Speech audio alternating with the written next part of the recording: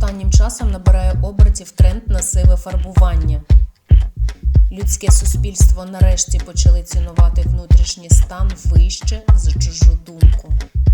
Відходимо від прагнення до ідеальності, цінуємо прийняття і любов до себе. Сиве волосся – це логічне продовження тренду на натуральність.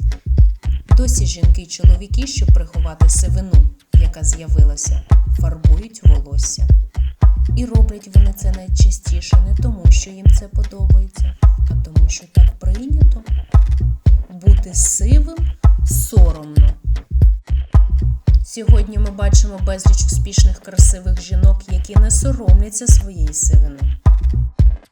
І я пропоную вам обміркувати це. Чи обов'язково ховати її? Сивина може бути красивою. Немає нічого поганого в тому, щоб залишити свою сивину, як є.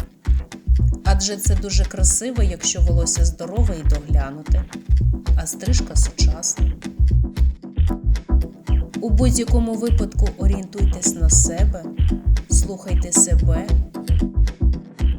чиніть так, як добре вам, а не стереотипам, яким давно час у відставку.